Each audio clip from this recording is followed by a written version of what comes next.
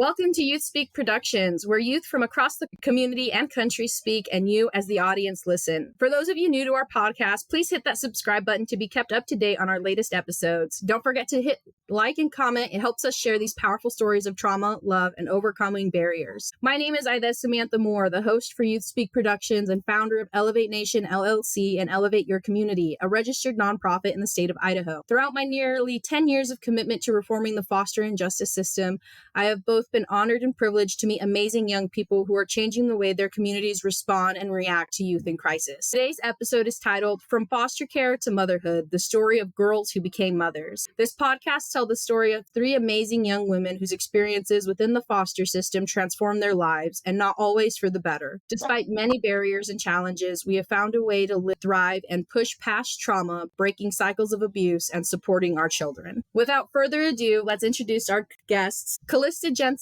with Bump to Baby Mothering Services. Calista is one of the most caring and understanding people I have ever met. When I was pregnant and I had tons of questions or was just overwhelmed by motherhood in general, Calista was my godsend. She is a former foster youth from the state of Arizona, mother of 4, and a doula. Calista's advocacy work as a member of the Idaho Juvenile Justice Commission has been a transformative force for good as she shared her lived experiences in order to promote better outcomes for youth currently impacted by the justice and foster system. She also serves as a member of the Head Start's Policy Board, where she advocates for low-income and other system-impacted children and their families. Our other guest is Kristianna Moore, a former Idaho foster youth, mother to her first child, and when she isn't taking care of her son, she is a powerful advocate for foster youth reform. Her accomplishments include selection for Foster Club, helping to draft Idaho's Sibling Bill of Rights, training foster parents, working for the National Policy Council, and she works as a respiratory therapist in a hospital. Kristianna and I go way back to high school, and our friendship was made stronger because of our experiences and our bond made from the Idaho foster system. As I've shared, my name is Aide Samantha Moore, and my story with foster care and motherhood is very, very different. And I feel like everybody's story is different, but the way that I entered into care for the second time in the state of Idaho, there was a domestic disturbance between me and my caregiver. I was placed into care, but my 2 younger siblings were not. Throughout the time that I was in foster, there were a lot of mistakes that were made. Predominantly the fact that I was illegally adopted. Had the state of Idaho done their due diligence, had social workers, had anybody listen to what we were saying, and they ran my adoptive parents' full legal government name, they never would have been certified or licensed to be foster parents. My experiences from the foster system greatly influenced how I treat my daughter, just in the aspect that foster care didn't really teach me how to be a kid. It didn't help me learn a lot of things because there were so many times where I and my siblings, we just fell through the cracks. And once we were adopted, the state kind of washed their hands of us.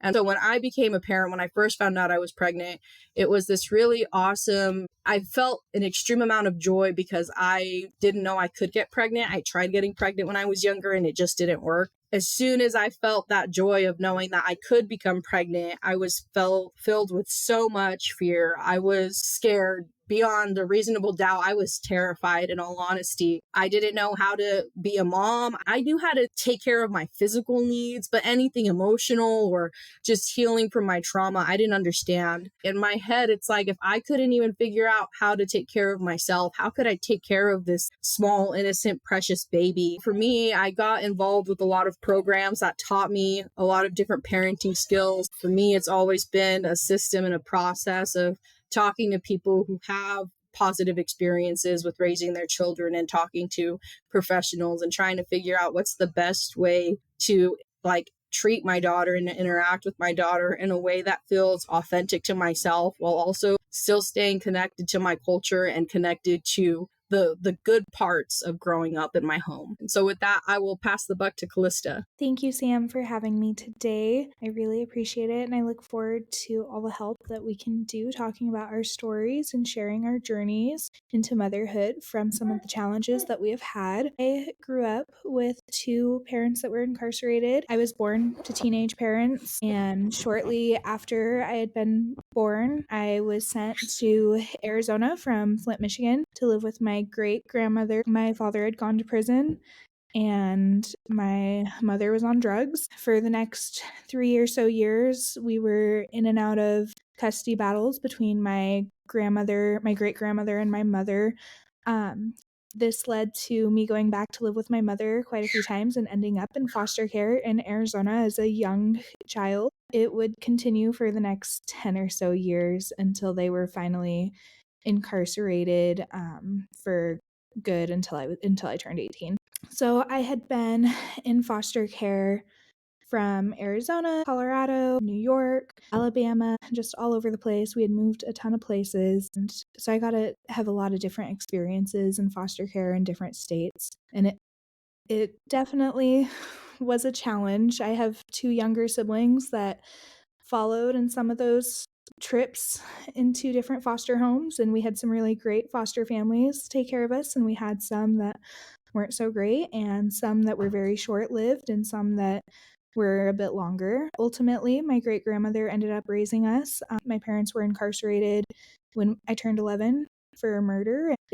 My father is still serving out his sentence. His estimated parole date is 2046. He got quite a long sentence, and my mother was released in 2018, so the year I had turned 18. We were living in Arizona, was with my high school sweetheart. We'd been together for about 6 years at the time, and my first instinct was to run. I did not have good experiences living in Arizona. I had a lot of trauma, a lot of things I hadn't dealt with. So we gave up everything. I had a really good paying job. We gave up everything and we jumped ship. We headed to Idaho, somewhere where we knew nobody. We just wanted a fresh start. We thought that would fix everything. Shortly after moving to Idaho, I realized that wasn't going to fix everything. I still didn't know how to be a parent. I didn't know what went into being a parent, but I knew that I needed to change the generational narrative. So I looked into counseling and I found an amazing counselor. I looked into things that would fill my cup, such as advocacy work, and that's where I met Sam. And then ultimately, throughout the years, I've got 3 kids now, my youngest being 8 months old. I became a doula to help other moms through some of their trauma and experiences and help them embrace the suck that comes with the trauma and know that we can break that generational curse and we can make it work. I do think my role as a doula, I help a lot more parents that do have some more less traditional values than other families, right? They have more trauma that they need to break and things that they need to work with. And I think that helps shape and kind of heal my journey into motherhood as well. Yeah. Well, thank you, ladies. So I'm Kristianna, and I have a little bit different of a story.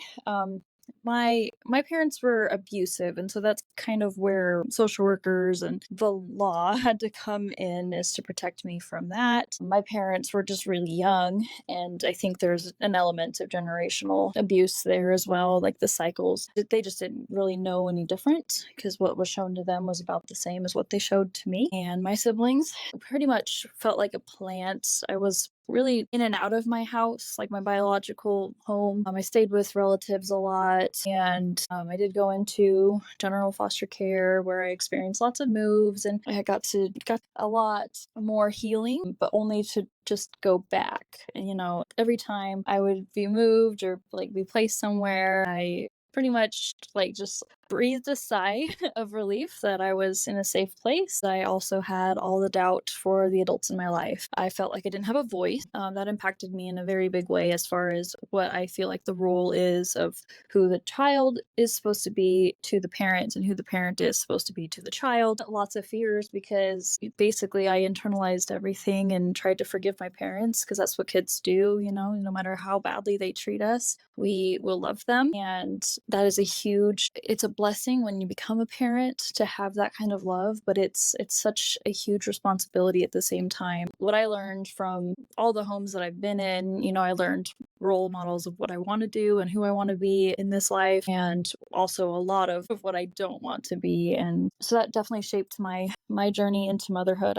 Just barely into this journey. It's a beautiful one, but we are, almost 2 months in. I am still in the thick of it, reading all the books, joining in online like symposiums and education and doing all the things just to learn. And connecting with these mothers here has been super healing too. One of the questions I just kind of just thought of in my head was like, as kids, did you guys ever experience like this extreme overprotection where like your parents would protect you from everything except for them? I can speak to that, but it's actually the opposite, I would say. Like, they weren't very protective of me in general. I think it's complicated. You know, nobody wants to be a bad parent. Nobody wants to like hurt their child necessarily. Just when you start out, you know, it's just like a slow breakdown and bad habits, and just you don't even know how to get out from under it. But as far for me, I think it was easier to turn a lot of things off, and protective, and those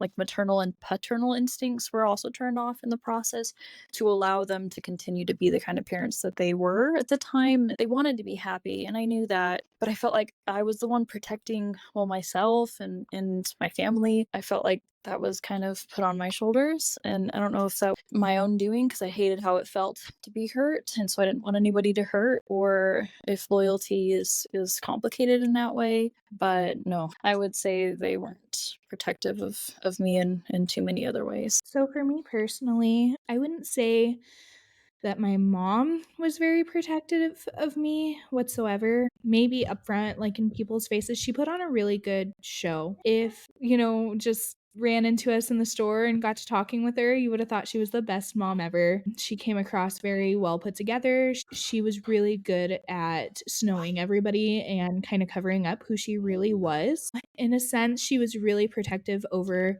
what it looked like to other people. She didn't want anybody thinking there was a problem. She didn't want anybody to know that she was physically or emotionally abusive. She didn't want anybody to know she had a drug addiction problem or that she was an alcoholic, just everything, or that she obviously was doing illegal things. She was very good at snowing people and being protective over like the sense that she had morals, even though she didn't. When it comes to my dad, my biological dad, my mom had been married quite a few times, and we had a lot of stepdads and boyfriends and all sorts of different people around. We had a lot of different people around, and when it comes to my biological dad, when he was around, he was, genuinely a good person. He had a really good heart. He didn't make good choices. He was addicted to drugs. He fought a lot with my mom, and it caused a lot of issues in our family, and they were just really toxic together. When he was by himself, he was, actually a really good person to be around, and he probably could have raised us on his own if it hadn't been for them being together in that toxicity.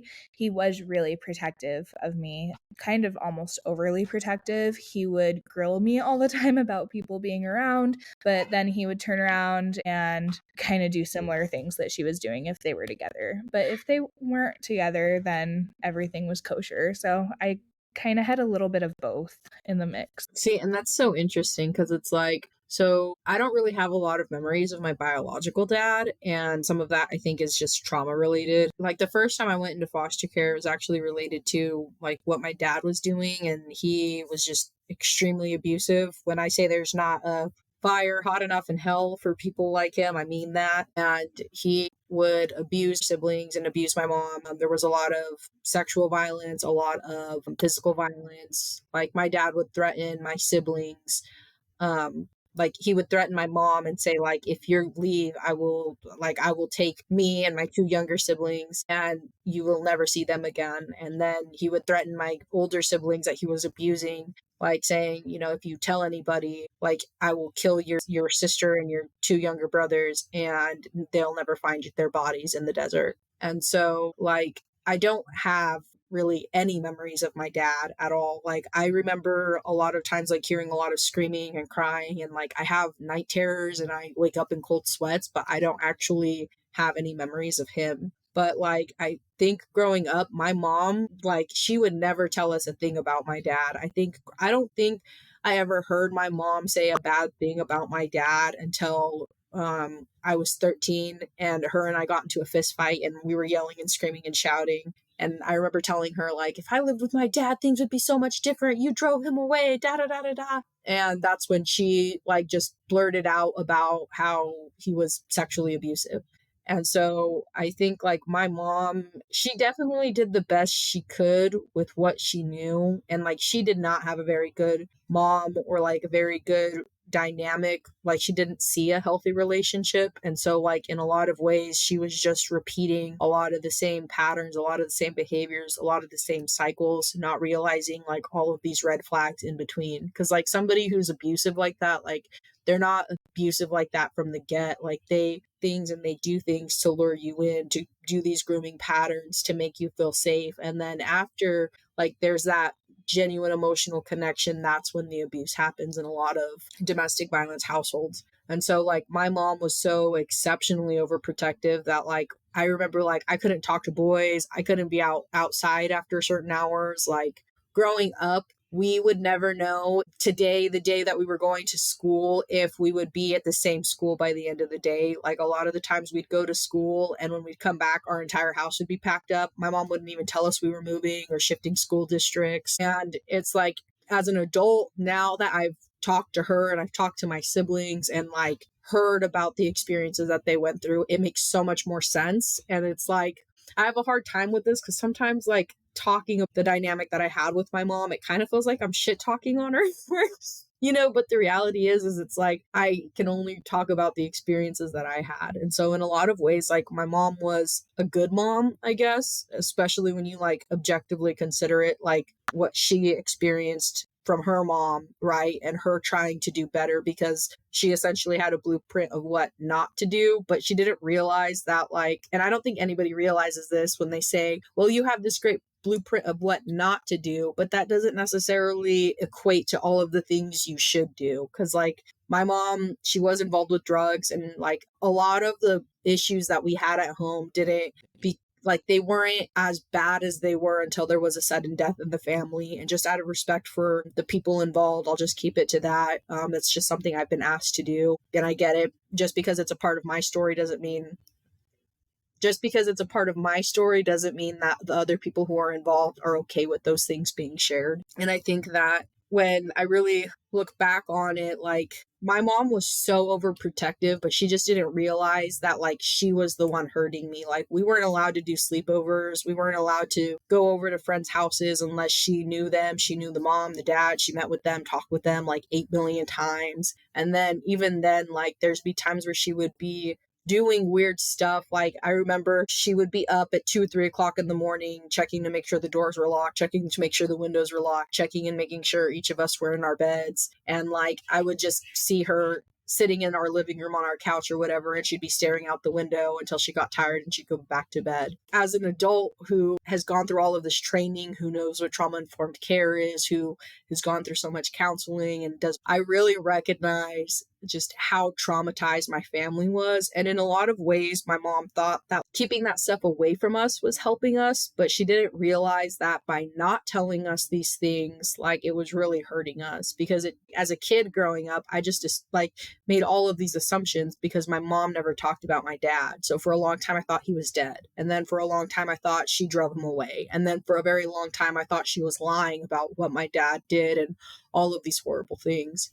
And so it's really sad because the last time I saw my dad, I think I was 3 years old. And then when I was 16, when I was incarcerated in the justice system, I found out that he had been dead. And he was dead for like roughly 10 years. He died when I was 6. He committed suicide. What was crazy to me was just the fact that this entire time we were living in fear of a ghost. I can't tell you how many times we moved without knowing where we were going, or how many times I won special awards at school and they wanted to write like newspaper articles on me. And my mom would say, nope, no photos, no names, nothing. Sorry, that sucks to suck, but that's just the way it's got to be. And so it wasn't until after we found out that my dad had died that my mom really started to talk about those experiences and talk about the fact that my mom was so scared that my dad's side of the family would find us. A lot of my dad's side of the family, they're business owners. They're very well respected in their communities. A lot of them are in the government. And so at one point in time, I had uncles who were like in the Mexican equivalent of like the CIA or something like that, or the FBI, whatever their thing is, she was scared that they would kidnap us and take us back to Mexico to go live with our dad. Just growing up, not knowing those things, like, really impacted the relationships that I built. It really impacted the way I saw myself, because like, just because my mom didn't say anything doesn't mean that like my two older siblings didn't. And so it was really hard, because there were a lot of times where I felt like they would take out a lot of the pent up anger and frustration that they had from the trauma that my dad did to them on like me and my younger siblings. And so it was kind of hard growing up, because it's like there was two very different levels of trauma going on, right? There was a trauma that like my two older siblings and my mom remember from my dad. And then there was like the general trauma that me and my two younger brothers endured because of like my family, and because of like this chronic shifting of blame and shifting of accountability. Like, I remember a lot of the times when I get spanked too hard, or when my older siblings would be like really mean to me. Like, there was a while there where my sister would refer to me as the ugly duckling. And like, anytime I'd cry to her about it and see that she was being mean, she's like, what are you talking about? You're not getting your ass beat. You're not getting to the point where you're in fetal position and you're peeing your pants. Like, why are you crying? Like, you have no reason to cry. If you want, I'll give you a reason to cry. Just kind of reflecting on that as an adult. It's like my family is so dysfunctional. When you don't have anybody teaching you the right way, and you're having kids who are traumatized raise other kids, like, that's just what's bound to happen, because we don't know anything better. Yeah, I can definitely vouch for that. Being the older sibling, I kind of get where your siblings were coming from. It's so Yeah. rough.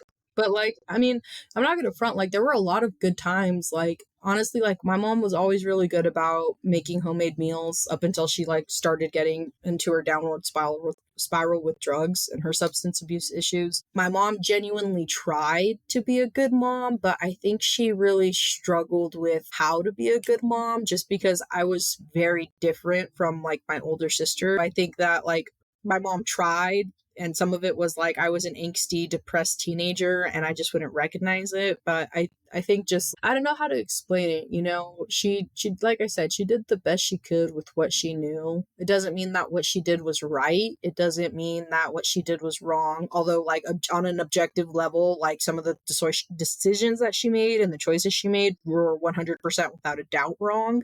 But like, just in the context of recognizing how much my mom survived and endured throughout her childhood as a parent, like then trying to navigate how to be a single mom with 5 kids. You know, me and my boyfriend, we have 1 kid together. There's times where we're just fathoming, how did our parents who had multiple children keep their sanity? Our one kid is like, bro, like, she has so much sass and so much attitude, and like she screams like a damn pterodactyl from Jurassic Park.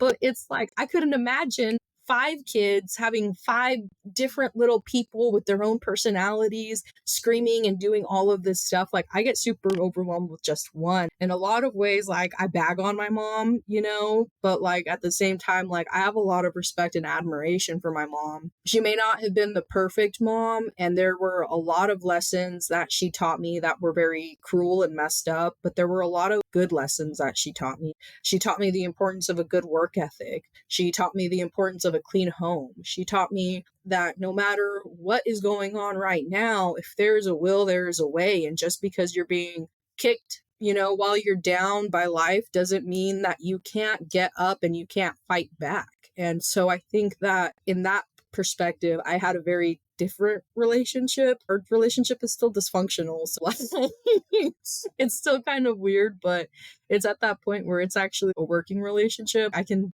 for the most part, I can call and talk to my mom for 30 to 40 minutes before her and I get angry, or before there's nothing else to talk about. That's where my relationship was with my mom until it crashed and burned. Yeah, for actually right on the money, it's the same crap, different day kind of thing. Go for it, And girl, go for it. you know, history repeated itself, and stepped up and, you know, protected my family, remained loyal to my family.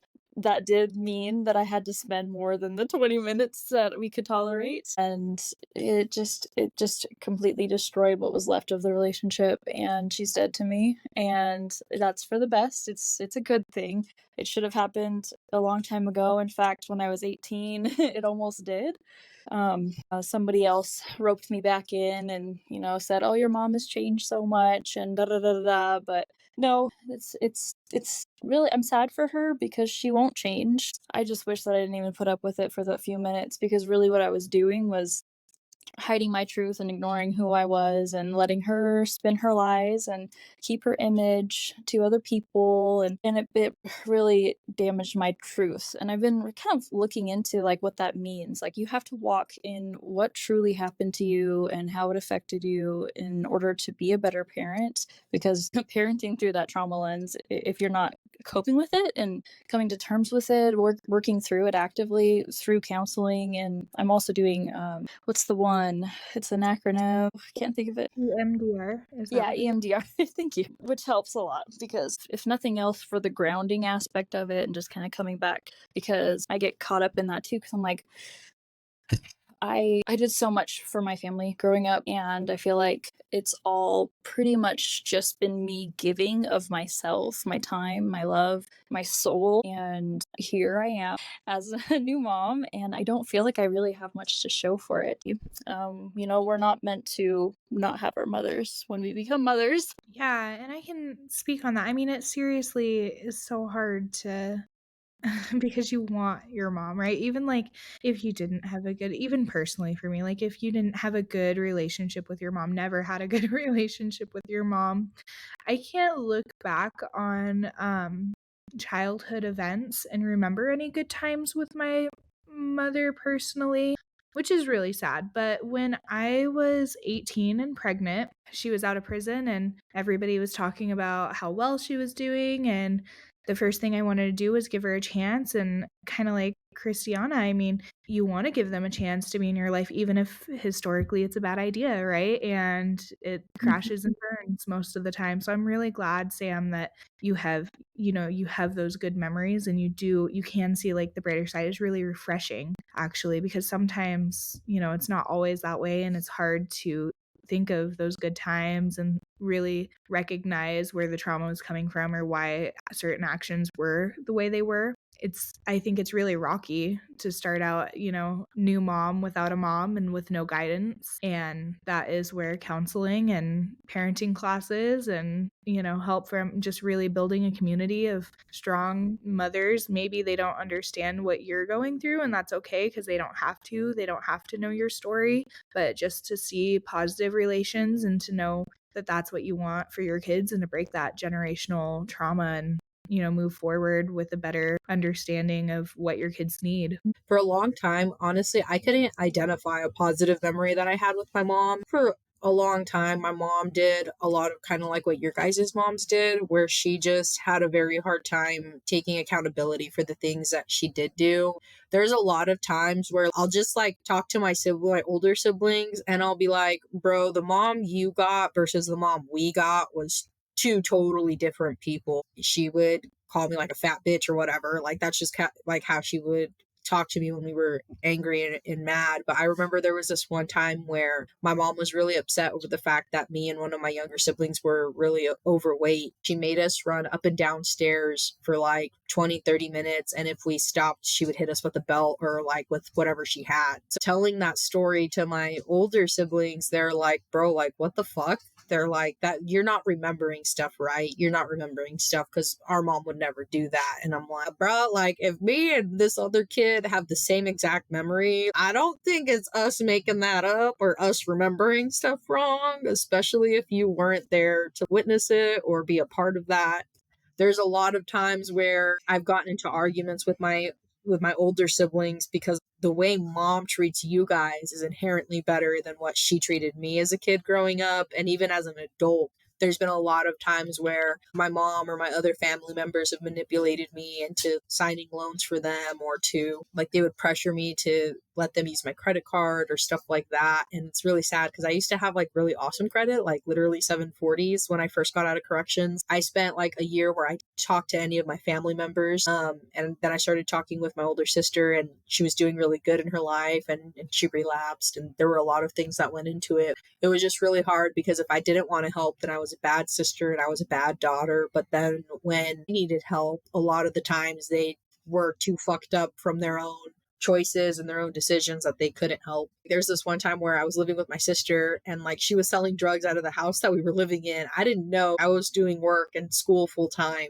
So I was never home unless I was sleeping. A lot of the times I was at friends' house anyways. Had I not gotten into a car accident that day, like I literally would have been arrested and charged with frequenting a drug house. I got into a car accident, and then like literally an hour and a half after that accident, like the police raided the house that we were living in. A lot of the times my mom would make excuses for my other siblings that she just wouldn't do for me. So I think for a really long time, it took a lot of counseling. It took a lot of like growing up, because as a young adult, I was a condescending douchebag. I can openly admit that. And so I wasn't wanting to be very understanding about like my mom or her situation or her circumstances. But I also think that like for me, like I would want the benefit of the doubt. And so like that's just who I am as a human being. Like if you hear something whack about me, I would much rather you come to me and do that and ask me about it, because I'll be very honest. I'm a bad liar, point blank, period. But like I I'm a very accountable person. Even if I disagree with what you're saying, I genuinely try to understand where you're coming from. And I think that for a long time too, my family members would try and like capitalize on the fact that I couldn't remember a lot of stuff from growing up outside of like the little snippets of memories that I had as a 3 or 4 year old. Like I don't remember life before I was like 7. It's just one big black nothingness, right?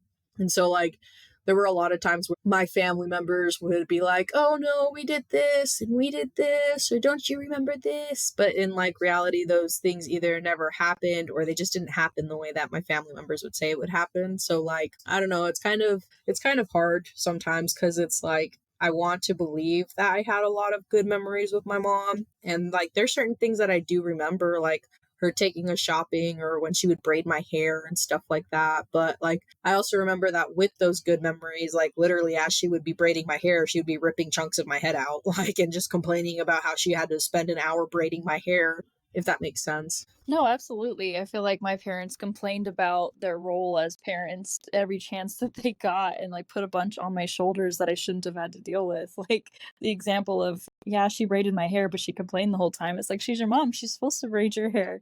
My parents would complain about the bills and the money and the clothing, food. And it's just like, I should not have had to internalize that much stress. I became an adult and I'm like, everything does not cost $1 million. It's insane. And, in some ways I'm grateful for that, because it did teach me to like budget, and my budgeting was don't spend money because everything is so expensive, and to go without a lot, which helps me kind of create my success. And I'm grateful for that aspect. That's a lot of trauma that I'm still working through to this day, putting all of their responsibilities onto me. And that is something I do not want to do to my son. I don't know how I'm going to do it, but I do not want him to have to worry about such adult things at such a young age like I did. Yeah, and there's good ways to like introduce finances to kids that isn't burdening. Like we shouldn't tell them, I mean, financially be like, yeah, we can't pay the electric bill this month because we bought your food. Like that is not a parent thing to do, but like introducing finances and,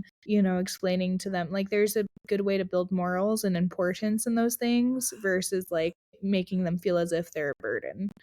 Right. And I feel like we probably can all agree our parents probably did that to us, every single one of us. Yeah, no, big facts. I was gonna say that like I remember this one time where one of my younger brothers went to school, and like I can't remember if his shoes fell apart or if they were too small or whatever. But like we never told our mom these things because she'd always complain about money. And then I remember us coming home from school that day, and the very first thing that my mom said when she saw us was like, she called my brother and she was like, and it's horrible that I kind of like giggle about this, but I'm like, bro, like this is so wild that this was what she was going through and this is what the thought process in her head. But like his shoes were too small or something like that. He went to the guidance counselor. They had a conversation. The guidance counselor called my mom and asked my mom if she was having some hard times affording shoes. And like, I'll never forget that statement that she made. That was something along the lines of, do you know how embarrassing that is to have somebody from the school call me to ask me if I could afford shoes for you? Like, that is so embarrassing. And I just like the entire time in my head, I was thinking like, bro, you're always complaining about how we don't have money and how we as your children are costing you all this money. But like, there's places that are willing to help us, but you won't swallow your pride so that way you can get help. And it's like, I'm not going to front, like, part of that's like a Mexican thing. Like, we have our pride because, like, at the end of the day, what's the term? Like, you're not a traditional Hispanic person. So it's like, it's almost like you're not Mexican enough to be with the Mexicans, but you're also like, you're too Mexican to have like the same cultural understanding with like non-Mexicans, if that makes sense. And so it was just really weird growing up because like, I always remember my mom saying, I have my pride, and my pride will not allow this, or my pride will not allow that, or I cannot swallow my pride and ask for help, essentially, because I have this pride, and to admit that I can't take care of my children will kill me. Especially now when we talk about like the rising cost of inflation, the fact that like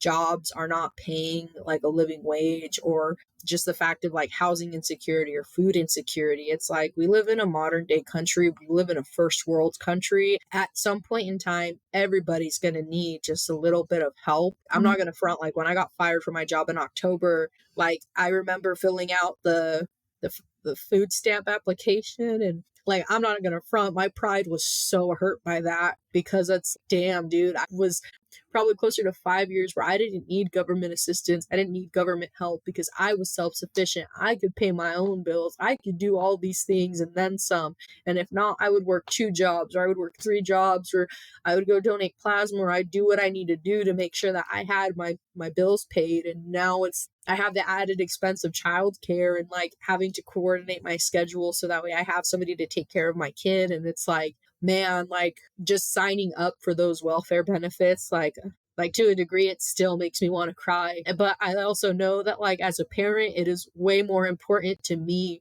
to know that my daughter has the food that she needs, that she has the formula she likes, the lights are paid, even if I may not like scrubbing toilets or, you know, or doing all of the things that I'm doing, just so that way I could scrape by until I find the, you know, the next good paying job that I can land. You're doing amazing, Sam.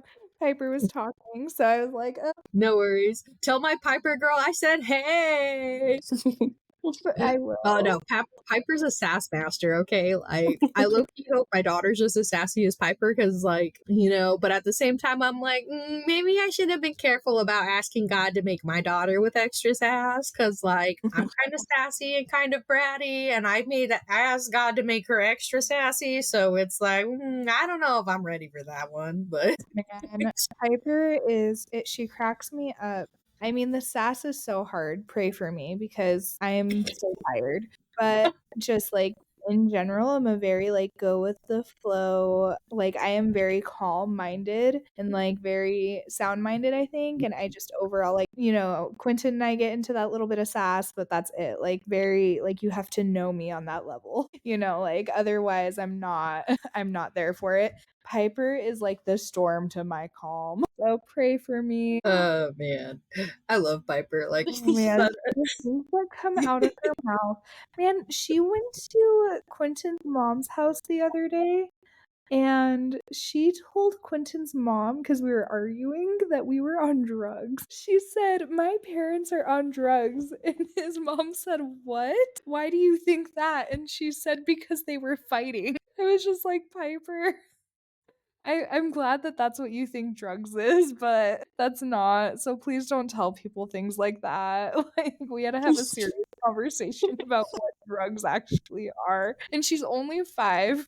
So I'm like, girl, this is too far. Oh my goodness. Oh, she's wild.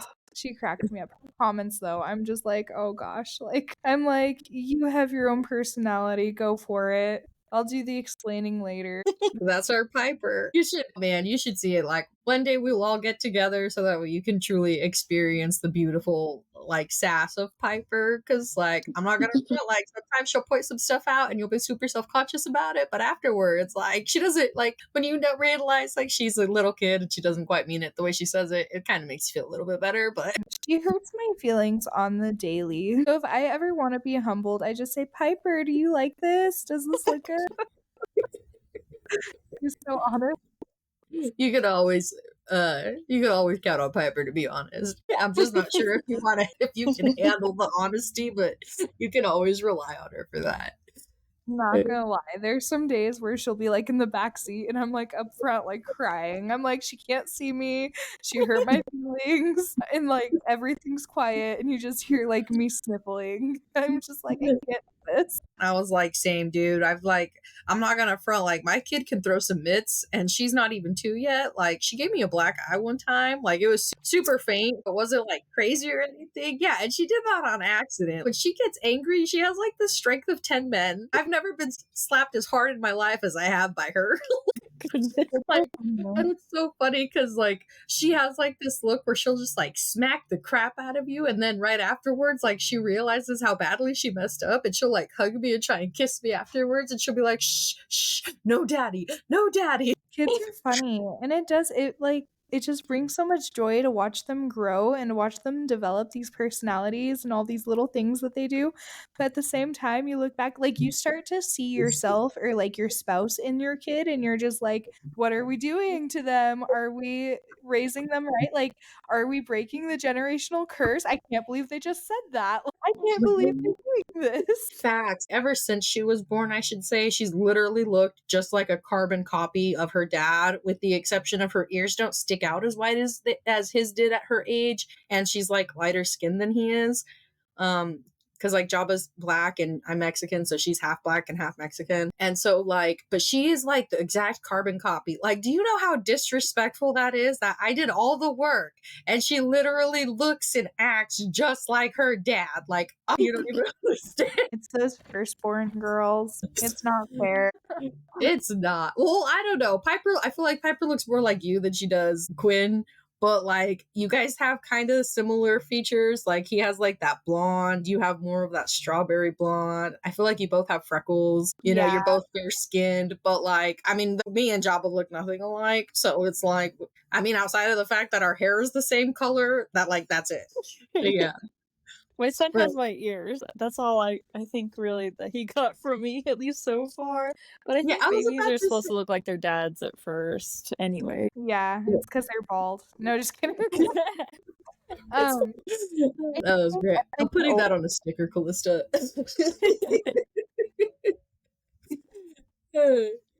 You think as they get older, they start to look more like you, though? Because Piper was Quentin's twin until she about like 2.5, 3. So like, there is hope. There is. I promise. Somewhere there's hope. Yeah, well, now that she's gotten a little bit older, she definitely looks a little bit more like me.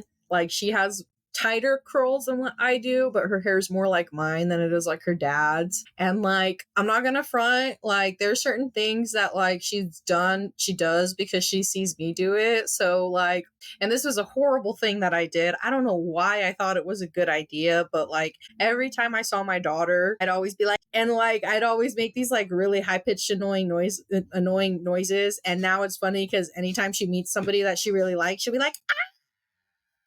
Like, and she'll do that until you acknowledge her. So it's like if you don't know her, it's just weird.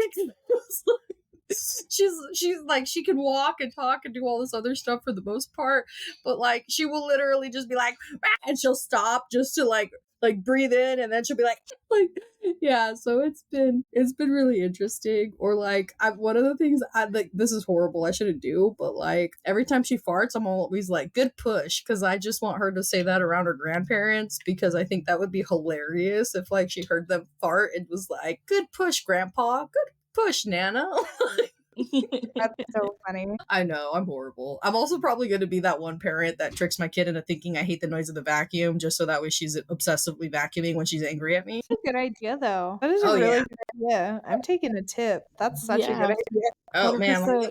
Let me tell you, we got her a Baby Shark lawnmower, and she's always pushing that thing around. So we're starting we're starting this like chore conditioning at a young age. But yeah, Child labor laws don't exist. facts. We were my mom's like slave labor up until like still now. If I fuck up, like I want them to hold me accountable too. And at the same time, like my postpartum depression for my first two, which thankfully I don't have this time because I've worked through it, it's God, is because I was the whole time caught up on the why was it so hard to love me? Like what was wrong with me? Why couldn't you care for me? Aspect of things versus like she only had us so that way somebody could love her, because she was not fucked up. But yeah, that's a whole other topic. We got her a Baby Shark lawnmower, and she's always pushing that thing around. So we're starting we're starting this like chore conditioning at a young age. But yeah, Child labor laws don't exist. facts. We were my mom's like slave labor up until like still now. Oh, the baby will look a lot like you. Give it like 4 more months and you'll be like, oh my gosh. Yeah, like at this stage, like they have so much like more growing into. Like if you take a picture of your baby every single month, like you'll be like, bro, who is this kid after like month 6 or 7 is really when they start. But at least for my daughter, that's when she really started to develop facial features and she didn't look like some squished little alien. Well, Yeah. yeah, or like because they have all that baby chub too. So it's like, Oh, I love it so much. oh, I know, man. I started crying when Eden stopped smelling like a baby. Oh, yeah. Not me over here smelling Penelope. I'm like, do you still smell baby? I don't even want to know what that feels like. I'm not ready. Girl, trust me, I wasn't ready either. Like it was so funny because like I was picking up Eden and I was putting her to bed and rocking her back and forth and singing a little song that I have for her. And like I just like, and I was like a super creep about it too. I just like put her next to my nose and I was like that, like the biggest like breath through my nose, just smelling her. And like I put her down to bed and I went to Jabba and I just started crying, like stage 10 ugly cry. Like there was snot coming out of my ears.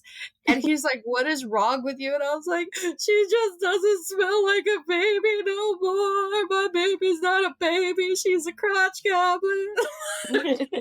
So sad.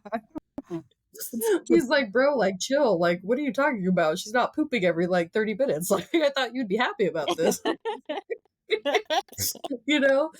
Talking like a man. No, that's exactly how he was. He's like, man, we don't have to change diapers as often. Like, you don't have her attached to one titty for most of the night and then the other titty the other half of the night. Like, but So being a birth and postpartum doula, like I'll come home from a birth, it'll be like 4 in the morning and we had a baby at midnight or something, right? And I get home and there is a smell that comes with birth, right? All birth, no matter if it's your own or not, you come home smelling like birth.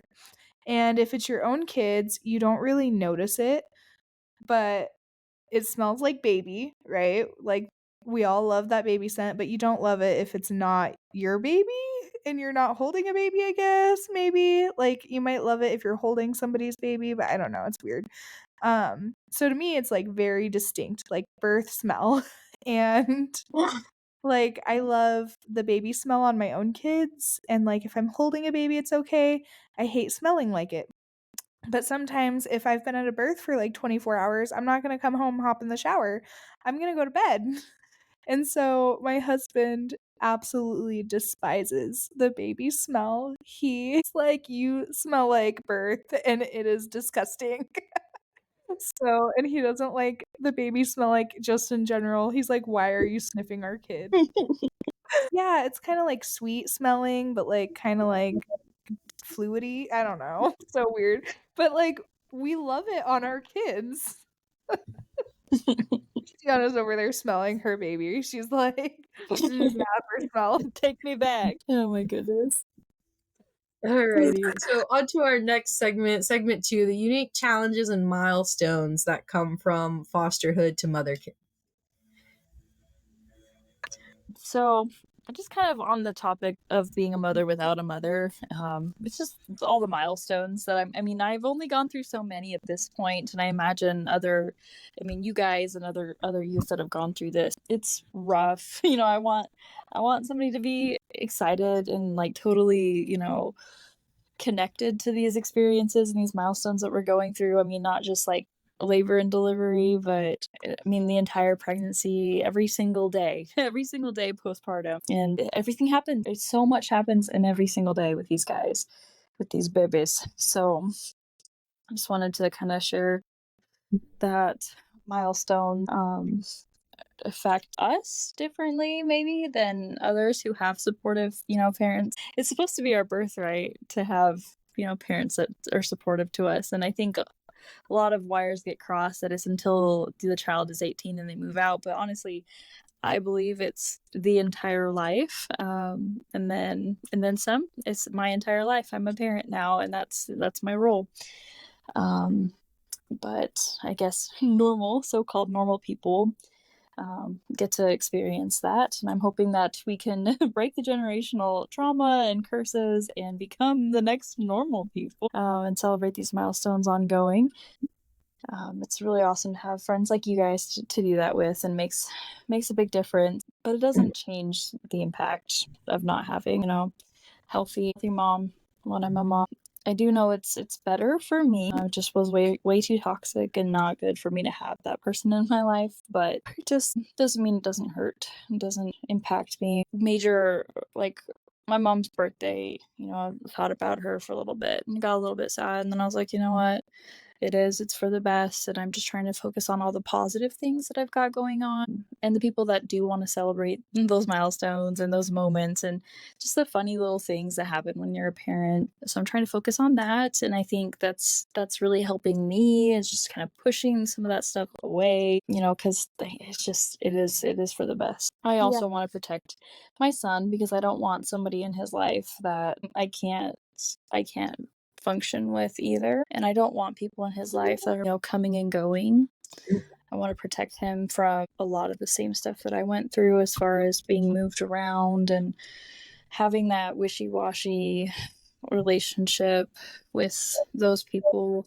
Why would I let my son have that kind of relationship? Because I know how it feels, and at this stage especially, I get to choose how to protect him. And I think a great way to protect him is he doesn't even really have to know and necessarily what he's missing out on, especially with my birth mother. As I said, it is not good, and I don't think I'm sure it will never be good, and there's no outcome that will make it good. And I really did try my hardest. I gave so much of myself to try to make that relationship work, and to show my mom unconditional love so she could show it back to me. But I just realized she didn't love herself, and if you don't love yourself, it's really hard to love anything else, like really. And so I don't want that kind of dynamic going forward. And I think when you come from foster care and from these kinds of environments, it's a little bit different in how you protect your kid. And I think a lot of focus changes too, and just there's a lot more awareness now that just because somebody's blood doesn't mean that they're family, and friends can be family. So those roles are definitely filled, and there's lots of people to love him, and that means a lot. That being said, it always does feel like I'm a burden on those people, and I really try to just let them, bless me. And I know my logical brain that they want to be there, they want to do those things. I've got lots of people stepping up to help out and be like grandparents kind of to him, and aunts and uncles and cousins and stuff. But I do find myself in this position where I do feel like I have a lack of support, even though I have all these people that really, love me and love him and love us and want to step up. But I'm just like, but it's not your job too. And that's so funny, because like, is it really any of our like jobs? I guess we do it because it's like, I guess, a labor of love. I do all these things for my friends too, and it's not even a question. And I don't know why. I think it's my trauma. I just don't want to let people help. I think it comes back to that pride thing. Like I said, I would just go without if there was something I needed so bad. But now, as Sam said, I've got a child, and I have to figure out, how to feed him. If I have too much pride, like stuff like that I would have to reckon with. And then as far as like letting help me and help him, I'm really trying. It's really hard, and I'm I'm an adult and I've been working through these things forever, and it's not like you flip a switch and overnight you become a different person. I mean, to an extent you become a mother and that does change you. At least this is what I'm learning.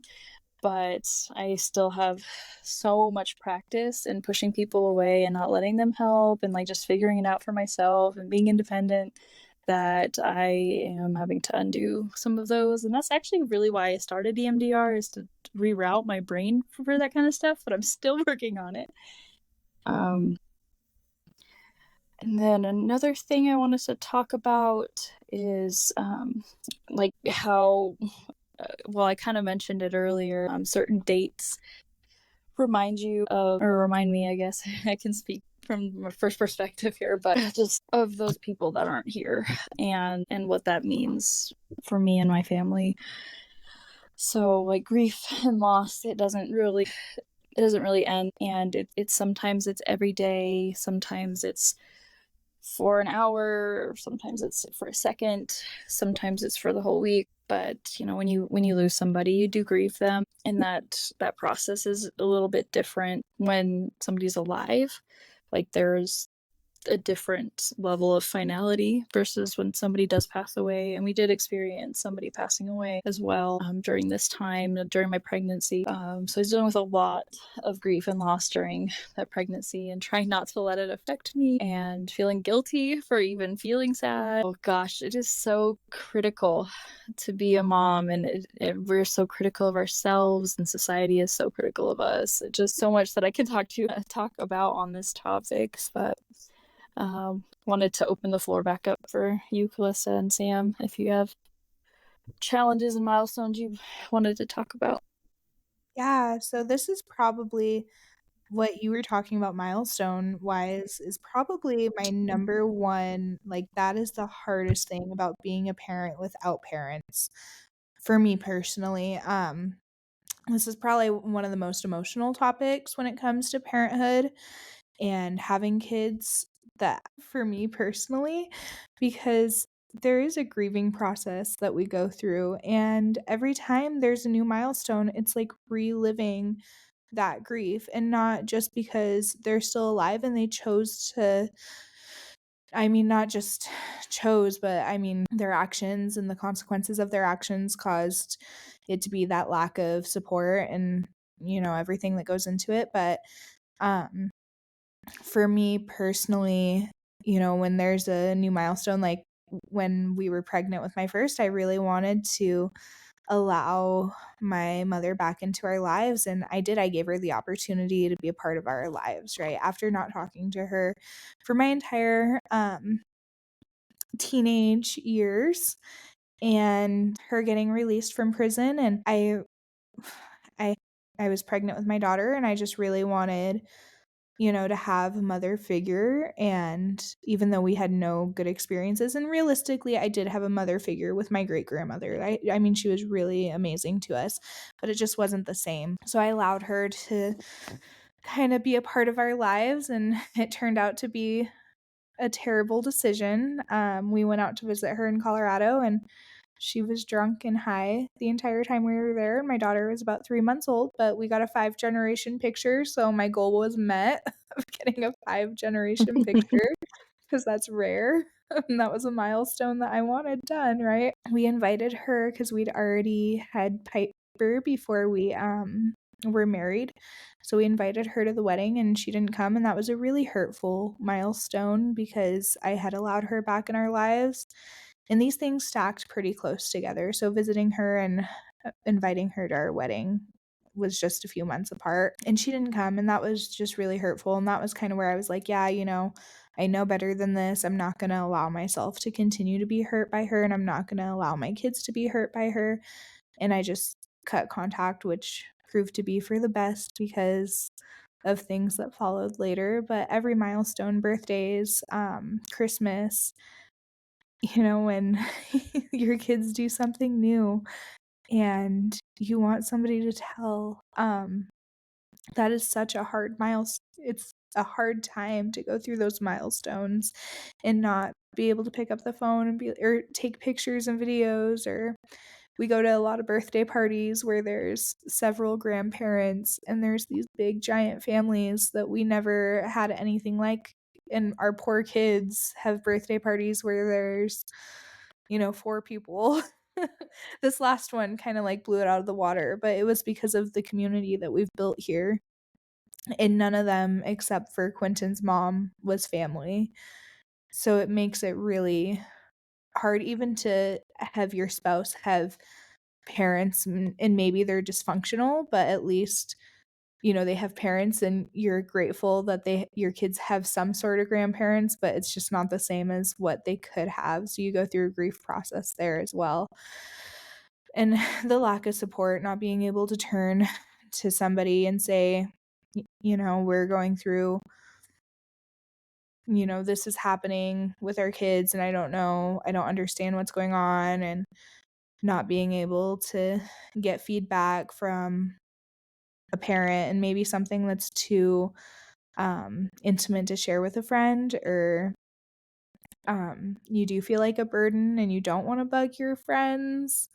I know I'm that way. I just keep to myself. Like, I love my friends and I will do anything for them, but when it comes to, and for their kids too, but when it comes to me, like today I had class and I had nobody to watch my kid. I had an exam actually, so I had like no choice but to be there. I had nobody to watch Piper. She doesn't go to daycare, and we didn't have the extra money to spend for her to go today.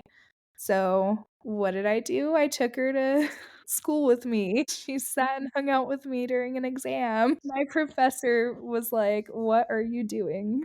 Like, thankfully she was cool, but I know most professors would not be. So just missing out on a lot of, that support and that protection that comes with having parents.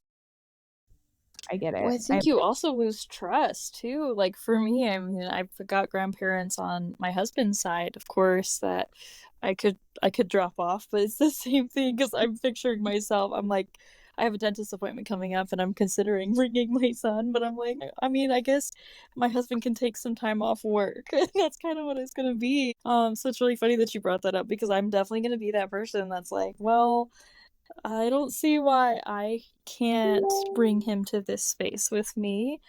If I can meet his needs and make sure he's not a distraction, like, it's fine, right? I Yeah, mean, we've all, how would any of us have gotten this far in society if our parents couldn't have brought us to things like that, right? yeah, I definitely take the kids to all the appointments. I get that. I do think, there's certain times like we don't have a lot of family close. Quentin's mom moved here about a year ago, and that has been really nice to have her around. But again, like there's only so much that she'll do, and there's only so much that we can even ask of her. And then that trust piece is real because like there's a lot of trauma on Quentin's side of the family too that it's hard to trust even them, but just knowing like, and I'm really fast to cut ties with anybody, which is bad. Like any little thing goes wrong and I'm done, or somebody does me dirty and I'm done. So so, I don't know, I get it. The dentist and doctor's appointments, you just take him. No doctor or dentist cares. It's okay. I'm blessed. I'm very lucky. My in-laws are fantastic people and I love them so much. And I am super glad to be part of they have a healthy family, and I'm super excited to lean on my husband's experiences, in childhood and him becoming a parent and everything, because I have somebody that really does know and walks in the healthy, correct, right way of like the ideal way. And even with them being just fantastic, phenomenal, and I do trust them, it's hard for, I guess, for me to, I just don't feel like I mean, he's only 2 months, so maybe it'll change a little bit, but I can't go even an hour. It'll get better. When you have 3 kids, you're gonna be like, "Somebody take this kid." Like, help me out. But, like, at the same time, like, I feel that way, right? Like, today I was like, "Gosh, somebody just say, 'Hey.'" Like, God send me somebody to say, hey, I will pick your kid up for you and keep them for the 2 hours that you have class. But, I'm not one to ask for that either. So it's never going to happen. I'm not the type of person, I will suffer before I allow my kids to go with anybody. I might even be like, have you ever gotten in a car accident, right? Or anything like that. Yeah. You see your driving record? Bro, that's such a big thing. I'm not gonna front. Hearing you guys talk about some of this stuff, it just makes me feel so normal, and I'm like, oh my god, this is legitimately trauma. But it's that's horrible that I feel comforted in the fact that you guys all feel the same way. Because I mean, you guys know me. Some of you, Kristianna, you and I go way back to high school, and all of the times that I was going through things, it wasn't like I ever was the first to be emotionally vomiting over people or telling people stuff. So it's it just makes me feel better, that you guys experience that too and don't want to feel like a burden, because I'm I finally met monkeys of my own kind. Well, and But it's hard when you have kids because, I mean, realistically, you don't want your kids to ever feel burdened. So you put yourself into situations that maybe aren't so good for your mental health. And you're trying to heal through trauma and trying to provide a better future for your kids. And sometimes we do need to ask for help. And I think that's a big thing when you're going through counseling to learn that's my biggest struggle. I had a counseling appointment today and it was, what can you cut out and where can you ask for help? And I was like, you're funny. yeah. No, I definitely get that. I think there's been a few things that you guys have that you guys have shared that have really for me it really resonated. So just the conversation of milestones and grief and loss and what does that look like? Because for me when when I was going through everything that I was going through while being homeless and pregnant, at one point in time I reached out to the Department of Health and Welfare and was like, hey, can you guys help me find housing? Is there anything you guys could do for me? And they pretty much told me that my felony bars me from any form of HUD housing. And then if it wasn't my felony, I made too much at the job that I worked at. And then to add insult to injury, they pretty much told me that because I told them that I was homeless and pregnant, that if I didn't have housing when my daughter was born, that they would declare her in imminent danger and that the state would take her away from me. And so for me, when my daughter was born, I was so paranoid. I would be checking outside my blinds every hour on the hour, seeing if there was a state car outside. I was always scared. When I would be driving, I would always be checking my back mirrors, wondering if it was the Department of Health and Welfare coming and knocking on my door to take my kid. And it's this is a super weird ritual that I got into the habit of doing. Every single morning I'd be like, oh, thank God CPS isn't at my door. And I wouldn't be doing anything wrong, but I had that overwhelming fear that CPS was going to come and take my daughter. And every month I would I remember hugging Jabba and just being like, oh, this is 1 month down. This is 1 month down. I don't have to worry about it. We've made it 1 month without CPS being called or CPS showing up on our doorstep. And that's such a wild thing to go through. And I remember anytime Jabba would do something just slightly wrong or that I had disagreed with, I'd become just emotionally unglued and I'd be like, CPS is gonna come, they're gonna take Eden, what are you doing, what are you thinking, how could you be this fucking stupid, please think Jabba, think, use that big ass brain of yours to fucking think. And for a while there I was really toxic. It would be Jabba trying to work through this with me. And it was just a really hard period of my life because a lot of the support that I had, it wasn't even really from my family. It was from Calista and the people at the commission.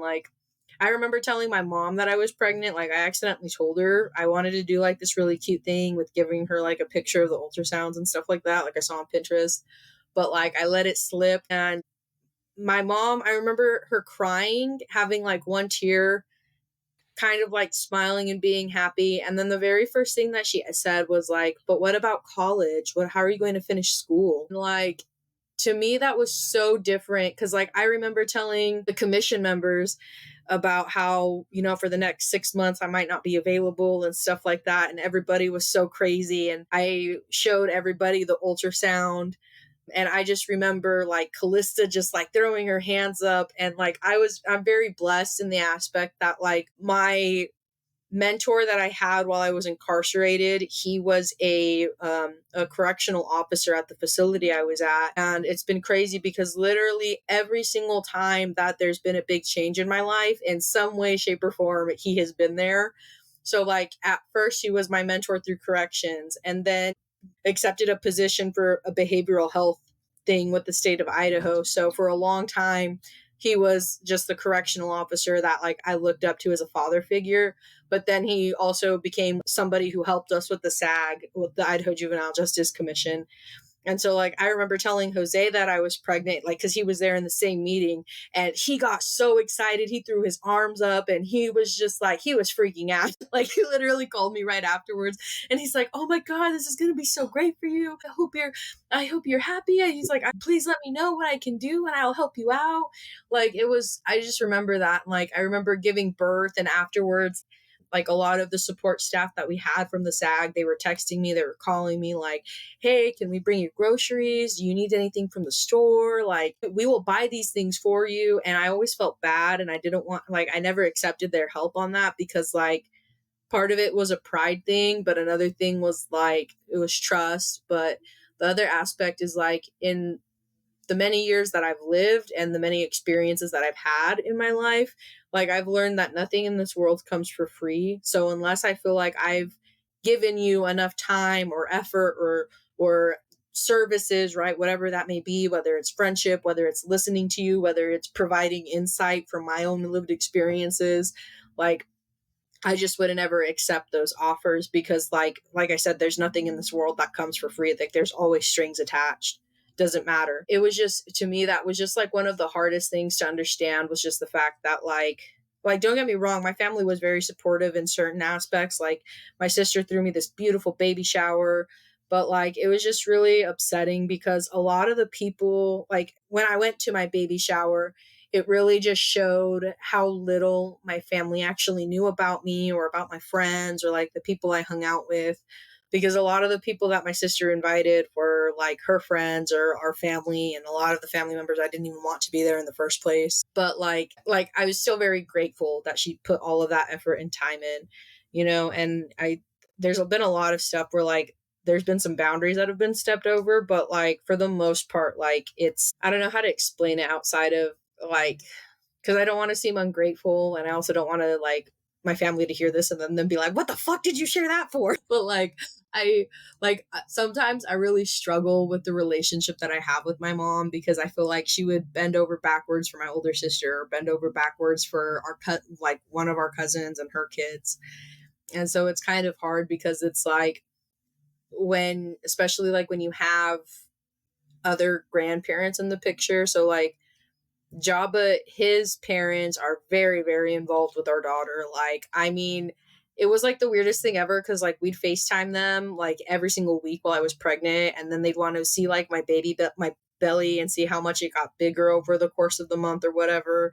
And I was like, bro, that's fucking weird, but I didn't want to say no because like they've helped us move into this place. Like they're just awesome grandparents. Like anytime Eden needs anything, like they're always the first one to just be sending us cash. Like they just send us money. And it's a nice problem to have, but sometimes it's really hard when you have his parents who like they live in the Eastern Standard Time Zone. They live in Georgia, so there's a 2-hour time difference.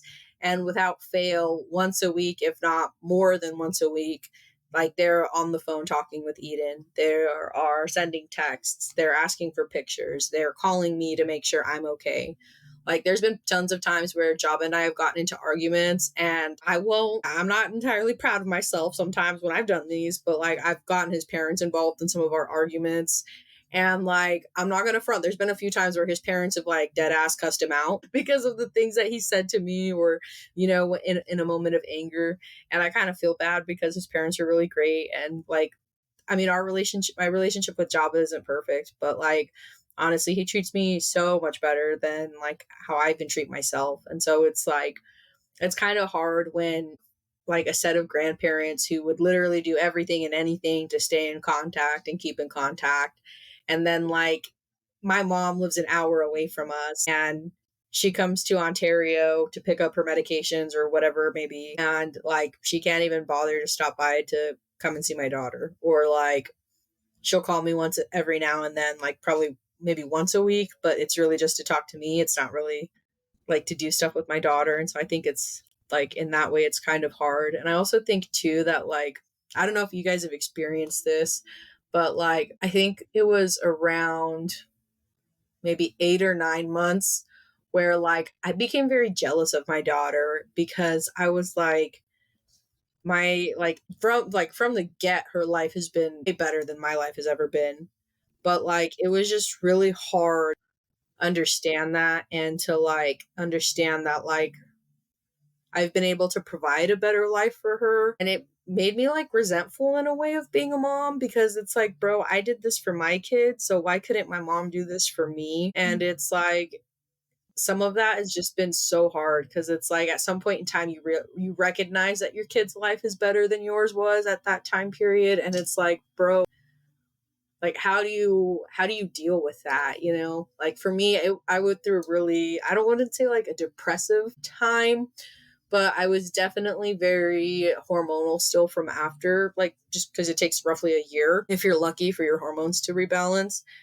But it's like it was just one of those things where I would like start crying and I'd be just so angry at my mom, but like at the same time, like as an adult and as parent, I recognize that there were so many more opportunities that I was provided that my mom wasn't provided, you know. And some of it is like the choices that she made at such a young age, but some of it is just the fact that like there are so many things that are different from just when she was a kid. I totally agree when it comes to feeling, when you have kids and you realize it's not hard.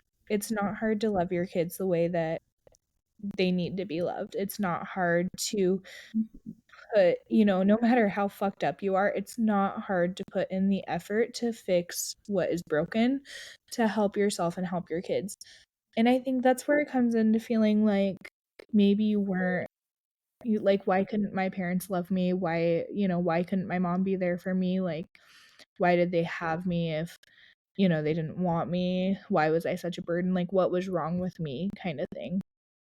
But realizing like that's where a lot of that trauma comes in, and a lot of mental health issues. But I feel that, Sam, on like a very, very deep personal level. I think that is one of like the biggest issues that I have with my mom is you don't have kids so that way your kids love you. You have kids because you love your kids.